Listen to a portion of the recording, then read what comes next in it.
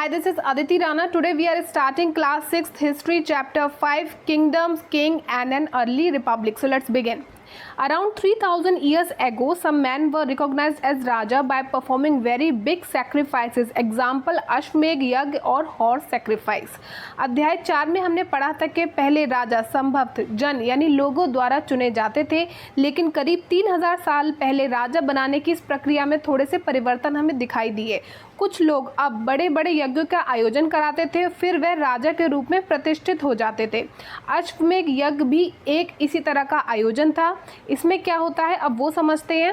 A horse was let loose to wander freely and it was guarded by the raja's man. इसमें घोड़े को राजा के लोगों की देख रेख में स्वतंत्र विचरण के लिए छोड़ दिया जाता था. If the horse wandered into the kingdoms of other rajas and they stopped it, they had to fight. इस घोड़े को किसी दूसरे राज्य ने अगर रोका, मान लीजिए आसपास के राज्यों में ये घोड़ा चला गया और वहां के किसी राजा ने अगर उसे रोका, तो अश्वमेध यज्ञ कराने वाले राजा से उसे लड़ाई करनी पड़ती थी. If they allowed the horse to pass, दूसरी चॉइस थी कि घोड़ा अगर आपके राज्य में आ गया है, पड़ोसी राज्यों में आ गया है, तो वो उसे अपने यहाँ से चुपचाप जाने दें. It means that they accepted that the raja who wanted to perform the sacrifice was stronger than them.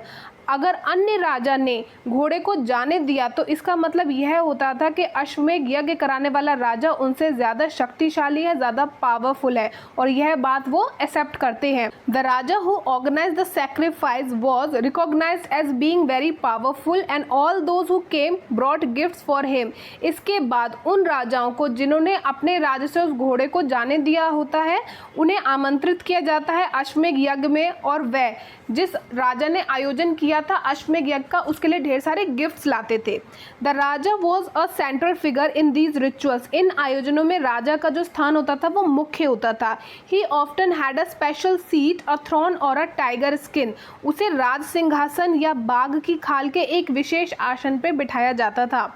Next बात करेंगे वर्ण. उत्तर भारत में खासकर गंगा यमुना क्षेत्र में कई ग्रंथ रचे गए थे.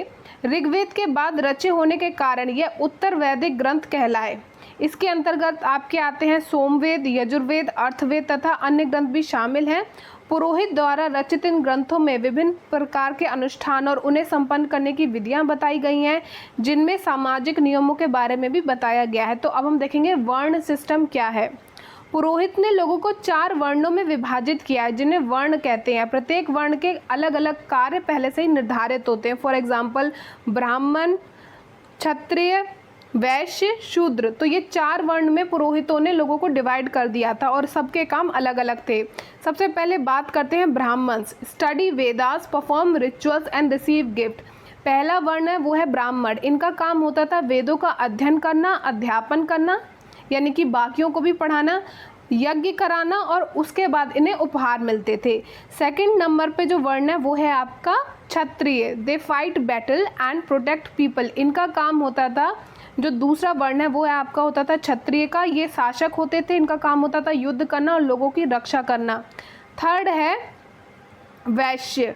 Farmers, herders and traders. तीसरा जो वर्ण है वो है आपका वैश्य. ये कृषक होते थे यानी कि किसान होते थे, पशुपालक होते थे, हर्डर्स होते थे, और व्यापारी होते थे यानी कि ट्रेडर्स होते थे. ये लेन देन करते थे. क्षत्रिय और वैश्य दोनों को ही यज्ञ कराने का अधिकार प्राप्त था. बेसिकली देखो, राजा को अधिकार है कि वो यज्ञ करा सकता है, और ये वैश्य हैं जो कि ट्रेडर्स हैं, किसान हैं या व्यापारी हैं, इन्हें भी हक था कि ये यज्ञ करा सकते थे. फोर्थ इज शूद्र. दे सर्व द अदर 3 ग्रुप्स. वर्णों में अंतिम स्थान शूद्रों का था, जिनका काम था अन्य तीनों वर्णों की सेवा करना, यानी कि ब्राह्मण की, वैश्य की, क्षत्रियों की, इन सभी की सेवा करना. इन्हें कोई भी अनुष्ठान कराने का अधिकार नहीं था, यानी कि ये कोई भी यज्ञ का आयोजन नहीं करा सकते थे, उसमें पार्ट नहीं ले सकते थे. प्राय औरतों को भी शूद्रों के समान ही माना गया. उस समय महिलाओं तथा शूद्रों को सेम माना गया. महिलाओं को भी अधिकार नहीं था कि वो किसी यज्ञ का आयोजन करा सके. प्लस महिलाओं तथा शूद्रों को वेदों के अध्ययन का भी अधिकार नहीं था. ये वेदों का अध्ययन भी नहीं कर सकते थे, इन्हें अधिकार नहीं था. पुरोहितों के अनुसार सभी वर्णों का निर्धारण जन्म के आधार पर होता था. पुरोहितों ने ये जो 4 वर्ण बनाए थे, इनका आधारण जन्म के आधार पे था. फॉर एग्जाम्पल ब्राह्मण माता पिता हैं तो उनकी संतान भी जन्म से ही ब्राह्मण मानी जाएगी. अगर क्षत्रिय माता पिता हैं तो उनकी संतान भी क्षत्रिय मानी जाएगी। बाद में कुछ लोगों को अछूत माना गया, जिनमें कुछ शिल्पकार, शिकारी तथा भोजन संग्राहक शामिल थे। शवों को दफनाने या जलाने वालों को भी अछूत माना गया। इन लोगों से संपर्क अपवित्र माना जाता था।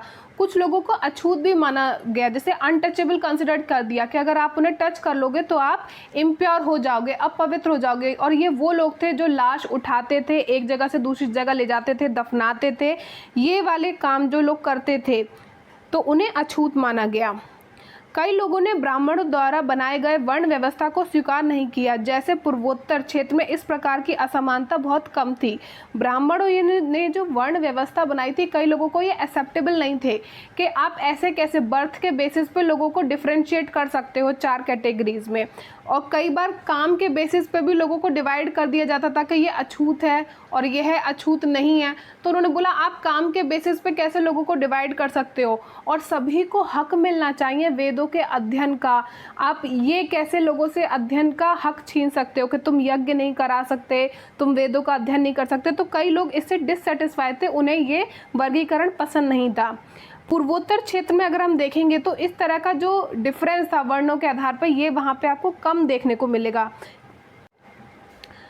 जनपद, the raja who perform these big sacrifice were now recognised as being raja of janapadas rather than जनाज। महायज्ञ को कराने वाले राजा अब जन के राजा न होके जनपदों के राजा माने जाने लगे। The word janapada literally means the land where the jana got set its foot and settle down. जनपद, इसका शाब्दिक अर्थ है जन के बसने की जगह। Archaeologists have excavated a number of settlements in these janpads such as Purana Kila in Delhi, Hastinapur near Meerut and Atranji Khera near Etah. पुरातत्व ने इन जनपदों की कई पुरानी बस्तियों को खुदाई में प्राप्त किया है, जैसे दिल्ली में पुराना किला, उत्तर प्रदेश में मेरठ के पास हस्तिनापुर और एटा के पास अंतरंजी खेड़ा इनमें प्रमुख है। They found that people lived in huts and kept cattle as well as other animals. खुदाई में पता चला कि लोग यहाँ पे झोपड़ियों में रहते थे, मवेशियों तथा अन्य जानवरों को पालते थे। They also grow a variety of crops: rice, wheat, barley, pulses, sugarcane, sesame and mustard. चावल, गेहूं, धान, जौ, दालें, गन्ना, तिल तथा सरसों जैसी फसलों को लोग उगाते थे, इस बात का भी हमें पता चला है। They made earthen pots. One special type of pottery found at these sites is known as painted grey ware. लोग मिट्टी के बर्तन भी बनाते थे, उनमें से कुछ ग्रे कलर के होते थे और कुछ रेड कलर के होते थे। इन स्थलों के कुछ विशेष प्रकार के बर्तन मिले हैं जिन्हें चित्रित धूसर पात्र यानी कि पेंटेड ग्रे वेयर कहा जाता है। They had painted design with simple lines and geometric pattern. बर्तनों पर चित्रकारी सरल रेखाओं तथा ज्योमेट्रिक आकृतियों में की गई है। Firstly see this image. हमें यहाँ पे महाजनपदों में जो बर्तन मिले हैं वो इस तरह के हैं, ग्रे कलर के हैं, और इन पे या तो सिंपल लाइंस वाला डिज़ाइन बना है कि सीधी सीधी लाइनों वाला डिज़ाइन बना है, या कोई ऐसा डिज़ाइन बना है जैसे कि ज्योमेट्रिक शेप्स होती हैं, ट्राइंगल होते हैं, स्क्वायर होते हैं, रेक्टेंगल होते हैं, यानी कि ऐसी आकृतियों वाले डिज़ाइन इन बर्तनों पे मिले हैं। Painted grey ware were used on special occasion for important people to serve special food. हमें ऐसा अनुमान लगाते हैं कि इन बर्तनों का उपयोग, क्योंकि इन पे इतनी अच्छे से नक्काशी करी गई थी, इन पे अच्छे से सरल रेखाओं का डिज़ाइन बनाया गया था, तो ये माना जाता है कि इन बर्तनों का उपयोग खास अवसरों पर खास लोगों को खाना खिलाने के लिए किया जाता होगा। Next is mahajanapada. After 2500 years ago, some janapadas become very important than other and were known as mahajanapada. करीब 2500 साल पहले कुछ जनपद अधिक महत्वपूर्ण हो गए, उन्हें महाजनपद कहा जाने लगा। Most Mahajanpad had a capital city. Many of these were fort-filled. This means that huge walls of wood, bricks और stone were built around them. अधिकतर महाजनपदों की एक राजधानी होती थी। कई राजधानियों में किलेबंदी ठीक से होती थी, यानी कि चारों ओर लकड़ी या पत्थर की ऊंची ऊंची दीवार बनवा दी जाती थी। Forts were probably built because people were afraid of attack from other kings and needed protection. शायद किलों को इसलिए बनाया जाता था, इसलिए निर्माण इनका होता था ताकि आक्रमण से सुरक्षा हो सके। Some rulers wanted to show how rich and powerful they were. इसलिए भी किलों को बनाया जाता था और ये किलेबंदी करवाई जाती थी बड़ी बड़ी दीवारों से, क्योंकि दिखाना चाहते थे राजा कि हम कितने शक्तिशाली हैं, हम पे कितनी समृद्धि है, कि हम कितना बड़ा किले में रहते हैं।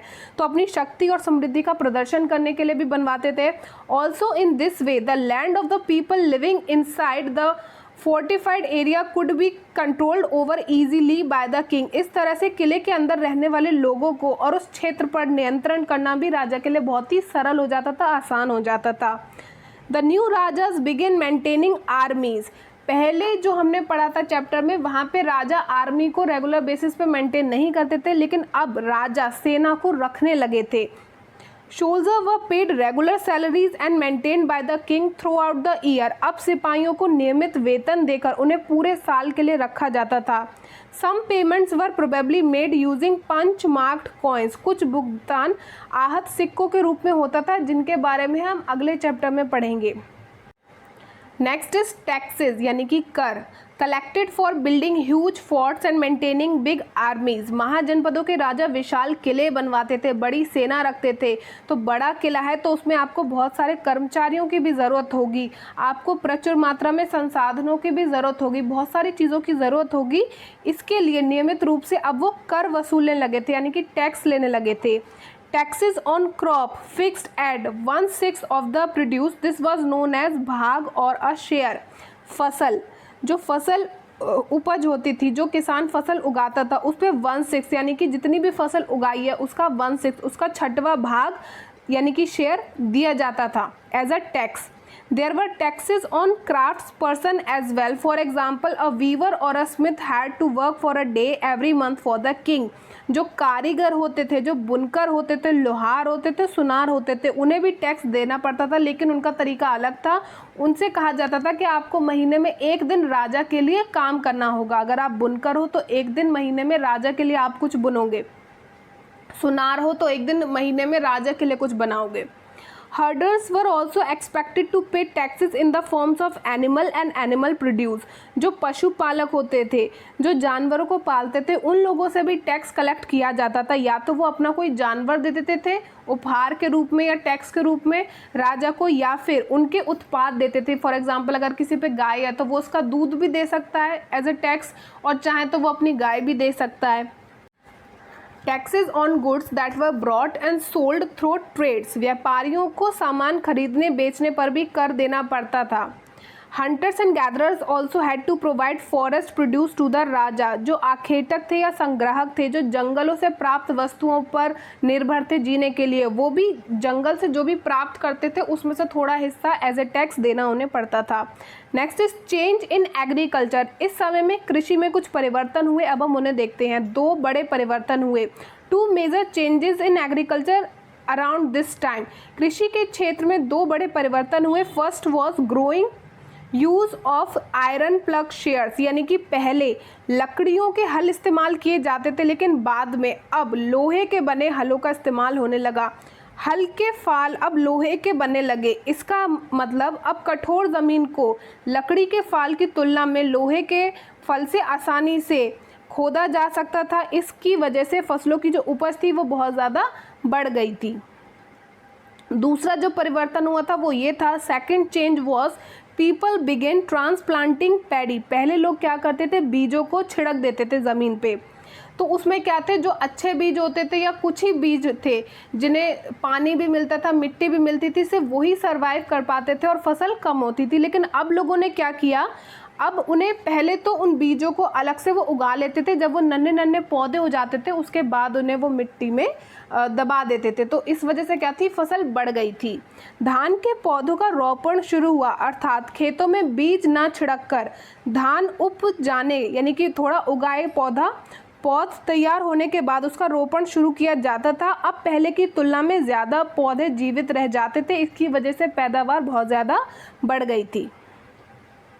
लेकिन इसके लिए बहुत काम करना पड़ता था। आपको जब छोटे छोटे पौधे निकल आए उन सबको मिट्टी में लगाना है, उसके लिए बहुत ज़्यादा हार्डवर्क करना पड़ता था। Workers, slave man and women, dasa and dasi and landless agriculture labourers. Kammakara had to do this work. यहाँ पे कमर तोड़ मेहनत करनी पड़ती थी इस प्रोसेस में, नन्हे पौधों को लगाने में। तो यह काम ज़्यादातर करते थे दास, दासी और भूमिहीन खेतीहर मजदूर। ऐसे मजदूर जिन पर कोई ज़मीन नहीं होती थी, जिन्हें कमकार कहा जाता है, वो यह काम करते थे। Next is a closure look of Magadh. एक सूक्ष्म निरीक्षण करेंगे मगध का। उससे पहले हम मगध की इमेज देखते हैं in our India. See here, this is the location of Magadh.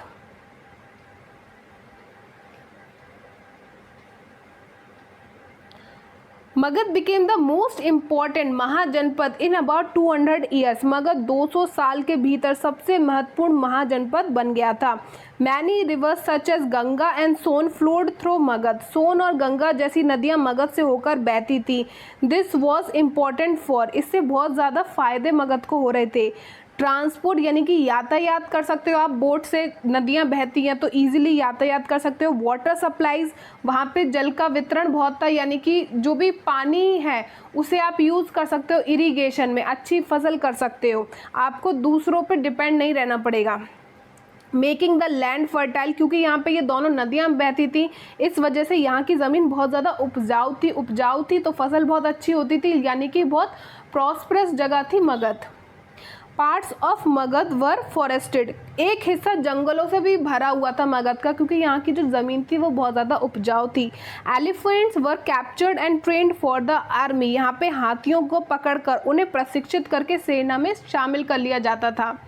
Forest provided wood for building houses, carts and chariots, जंगल से जो लकड़ी प्राप्त होती थी उससे घर बनाए जाते थे, गाड़ियाँ बनाई जाती थी, रथ बनाने में भी उसका उपयोग किया जाता था। There were iron ore mines in the region that could be tap to make a strong tools and weapon, इसके अलावा इस क्षेत्र में लौह अयस्क की खदानें भी मिली हैं जो कि मजबूत और तेज हथियार बनाने में उपयोगी होती होंगी। तो इस वजह से भी मगध बहुत शक्तिशाली था, क्योंकि यहाँ पे आयरन ओर्स थी, खदानें थी यहाँ पे, तो इस वजह से वो हथियार बना सकते थे ढेर सारे। Magadha had two powerful rulers, Bimbisara and Ajatashatru, दो शक्तिशाली शासक थे मगध में, बिंबिसार और Ajatashatru. Other than that one more was there, इनके अलावा एक और था।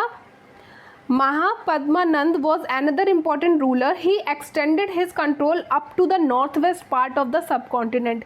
एक और यहाँ के शासक थे महापद्मानंद, उन्होंने उत्तर पश्चिम में अपने राज्य को फैलाया था। Rajgriha, present day Rajgir in Bihar was the capital of Magadha for several years. Bihar में राजगृह, जिसे आधुनिक राजगीर, आधुनिक समय में राजगीर के नाम से जाना जाता है, कई सालों तक मगध की राजधानी रहा। Later the capital was shifted to Pataliputra, present day Patna. उसके बाद पाटलिपुत्र, जिसे आज पटना कहते हैं, वहाँ राजधानी बनाई गई मगध की। More than 2300 years ago Alexander, ruler of Macedonia in Europe, wanted to become a world conqueror. 2300 साल से भी पहले की बात है कि मैसिडोनिया का राजा सिकंदर विश्व विजय करना चाहता था। He did conquer some parts of Egypt and West Asia and he came to the India subcontinent reaching up to the banks of the Beas river. वह मिस्र और पश्चिम एशिया के कुछ राज्यों को जीतता हुआ भारतीय उपमहाद्वीप में व्यास नदी के किनारे तक पहुंच गया था। He wanted to march further eastward but his soldier refuse. जब उसने मगध की ओर कूच करना चाहा तो उसके सिपाहियों ने इनकार कर दिया। They were scared as they had heard that the rulers of India had vast armies of foot soldiers and chariots and elephants, क्योंकि वह सभी सैनिक इस बात से भयभीत थे कि भारत के जो शासक हैं उनके पास पैदल सेना बहुत ज़्यादा है, रथ बहुत ज़्यादा हैं, हाथियों की बहुत बड़ी सेना है, तो उन्हें लग रहा था हम इनसे लड़ेंगे तो किस प्रकार जीत पाएंगे, इसलिए वो सब डर गए और उन्होंने आगे जाने से मना कर दिया। नेक्स्ट, अ क्लोजर लुक वज्जी। अब हम वज्जी को मैप में देखते हैं। सी है, ये जो डॉटेड लाइन है इसके ऊपर आपको दिखाई दे रहा होगा वज्जी, और उसका कैपिटल था Vaishali. So we will study about them. Vajji with its capital at Vaishali Bihar was under a different form of government known as gana और संघ। मगध के नज़दीक वज्जी राज्य था जिसकी राजधानी वैशाली थी, जो अब बिहार है। यहाँ एक अलग किस्म की शासन व्यवस्था थी जिसे गण या संघ कहते थे। इन अ गणा और sangha there were many rulers, each one was known as raja. गण या संघ में कई शासक होते थे, कभी कभी लोग एक साथ शासन करते थे जिसमें से प्रत्येक व्यक्ति ही राजा कहलाता था। These Raja performed rituals together, यह सभी राजा विभिन्न अनुष्ठानों को एक साथ संपन्न करते थे।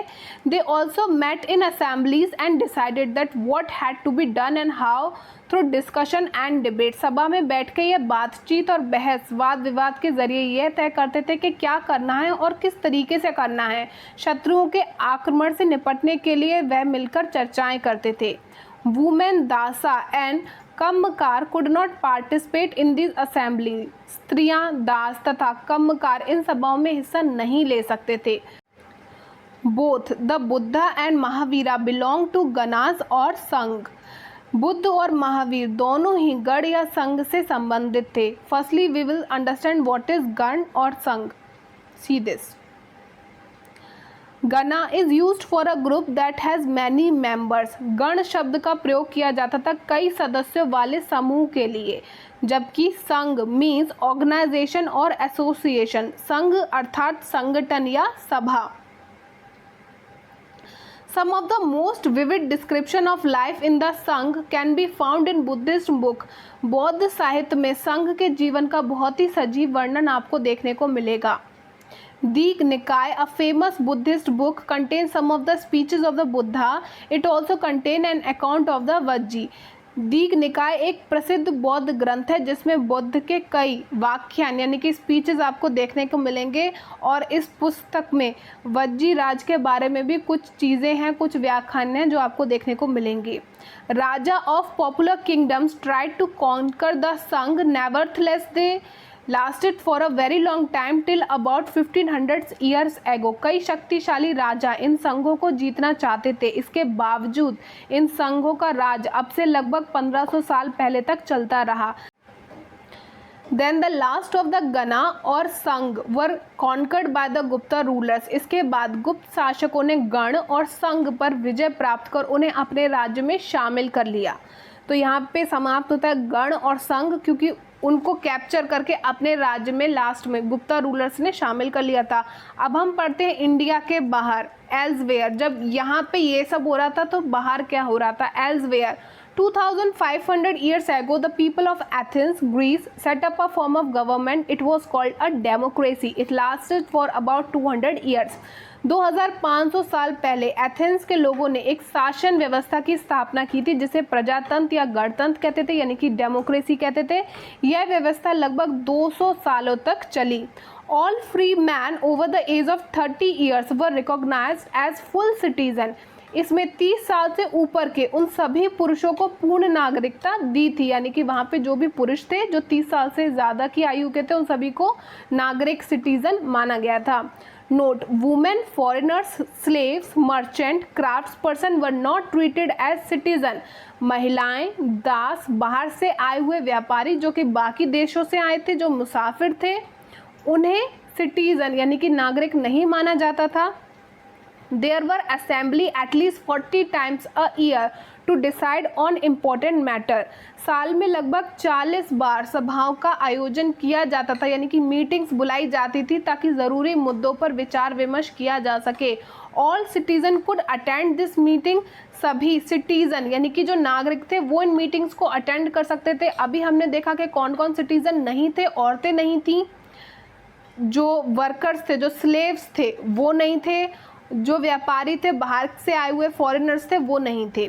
Appointment for many position were made through lottery system. यहाँ पे जो कुछ महत्वपूर्ण पोस्ट थी, कुछ पोजीशंस थी, उन पे लोगों को कैसे रखा जाता था, अगर आप कोई पोजीशन पे आना चाहते हो तो आपको अपना नाम देना पड़ेगा, फिर वो लॉटरी सिस्टम में नाम डालेंगे और किसी एक लकी इंसान का नाम लिखेगा। इस तरीके से पोस्ट पे लोगों को बिठाया जाता था। Citizen were expected to serve in the army and navy. और लोगों से ये आशा की जाती थी कि जब उनकी एज होगी प्रॉपर तो वो सेना को ज्वाइन करेंगे। That was all about this chapter. Thanks for listening.